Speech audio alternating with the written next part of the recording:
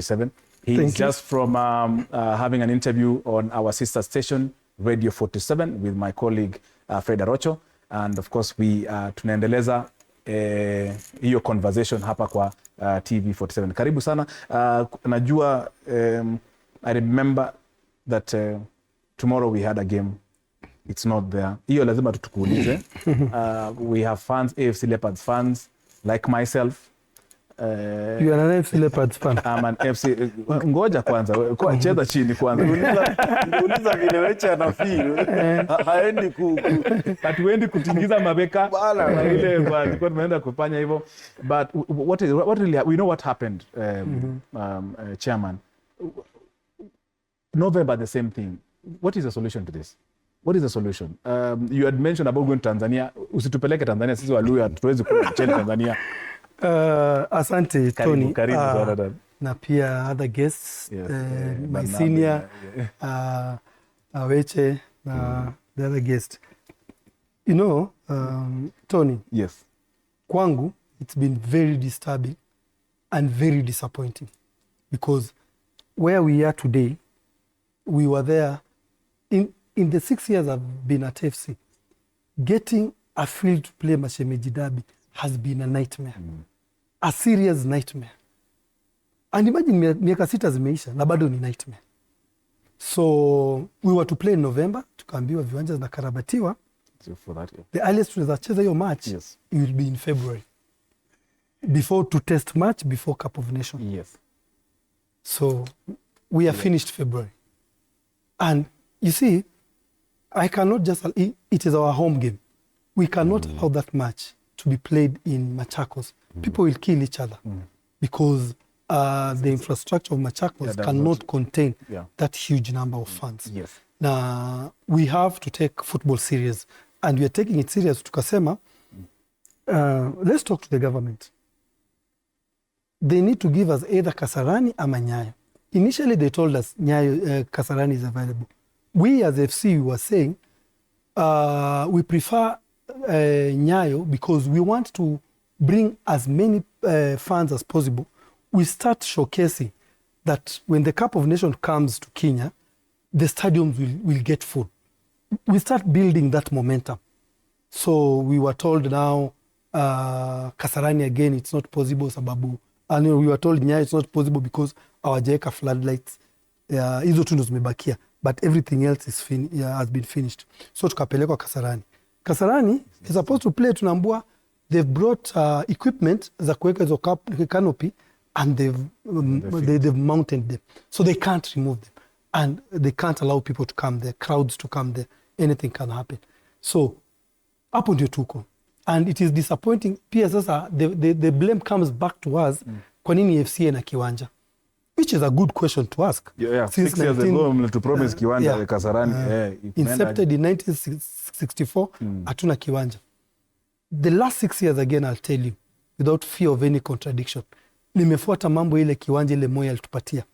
We have done paperwork, we finished everything.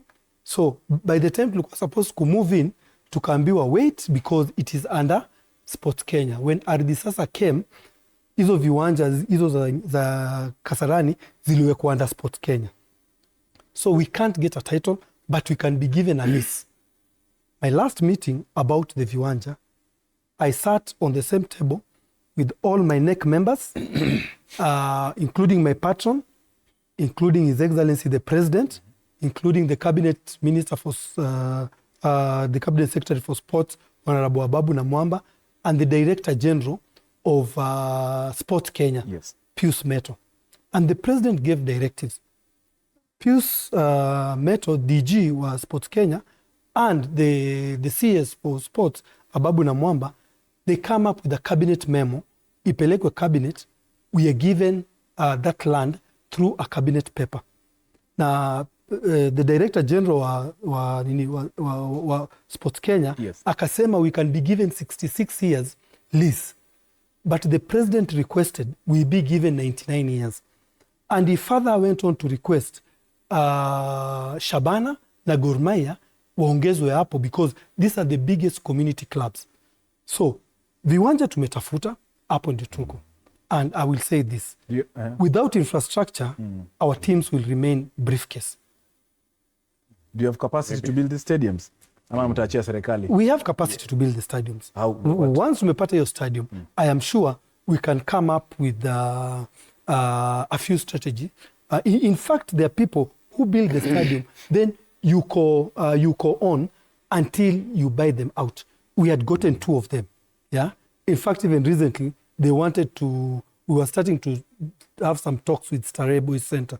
We take one of their grounds, they do it for us for training, then we did training there, and then league matches can be played there. Not for us, but for our youth team and our women team.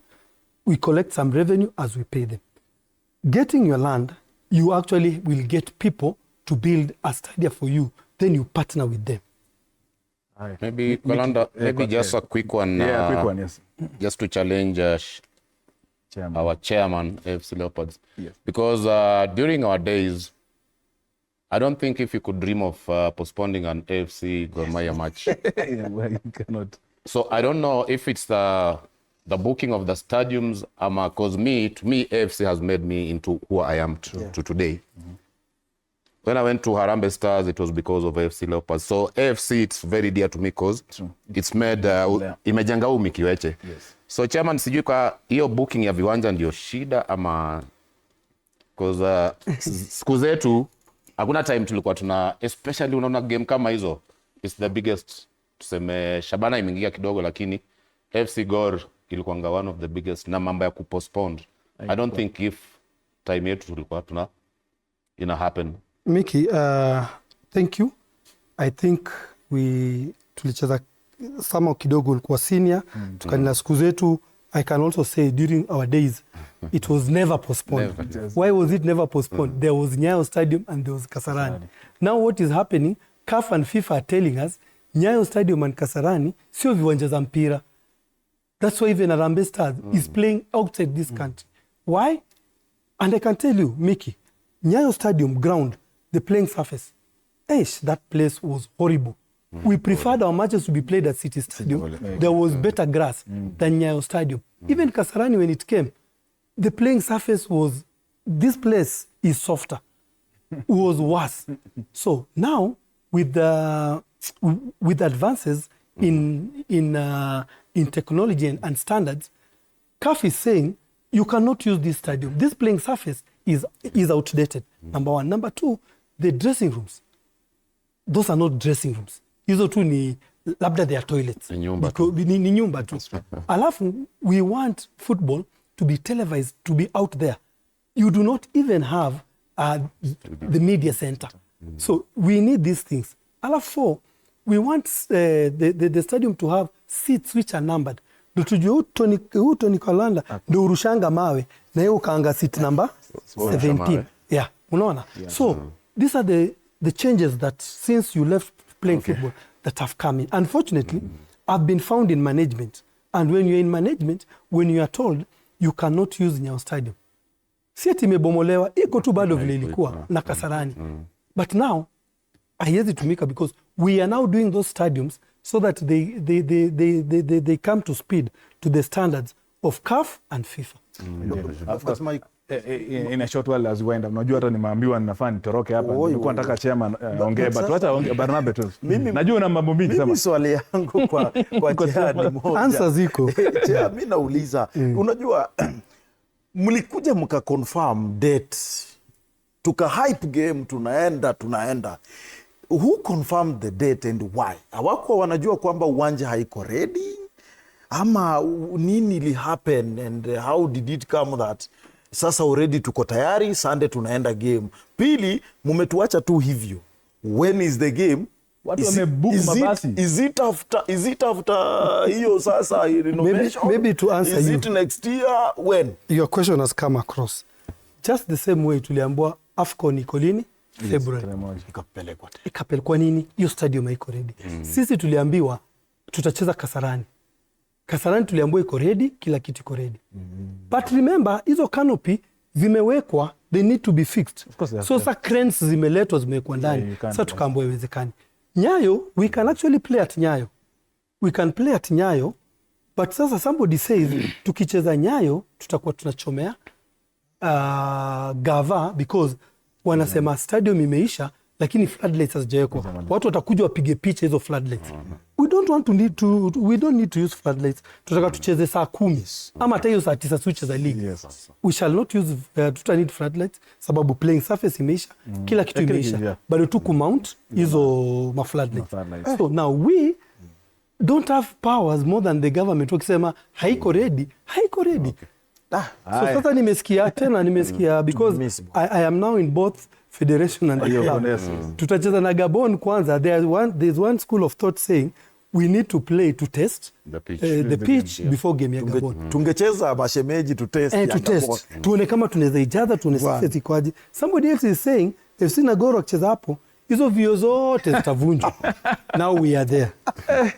Maybe Tony, just in 30 seconds. In 30 seconds. Maybe just a quick one. In 30 seconds. Sisi niko na academy inaitwa Kuza Soccer Academy. Yes. In Nairobi. In Nairobi hapo Strathmore University. Na trainisha watoto from 3 years. 3 years is the youngest to 17 years. So Saturdays and Sundays. Saturdays we do it from 9 o'clock to 11 o'clock. And then Sunday we do it from 2 o'clock to 4 o'clock. And then during the holidays, we have a holiday program which to incorporate the kids who have come. So anybody within area ya Langata, Nairobi West, South Sea, if you have a kid who londa training na Mikiwech 89, Muko West, most welcome to Strathmore University grounds. Thank you. Asante. Mikiwech, of course, our legend in football, former Harambee Stars defender, of course, and our coach, as you've heard. We'll bring him more to discuss about that particular academy.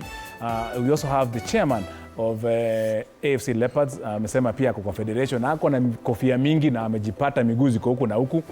Dan Shikanda, thank you very much, of course, for sharing. These conversations we keep on, of course, online. Na zitaendelea hapa hivi tutakuwa tunauliza maswali mingi. And of course, Michael Barnabe, a football analyst on this particular panel.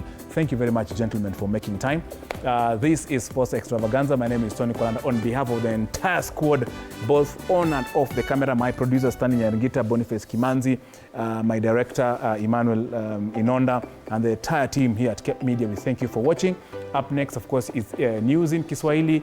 Have yourself a lovely evening. Bye.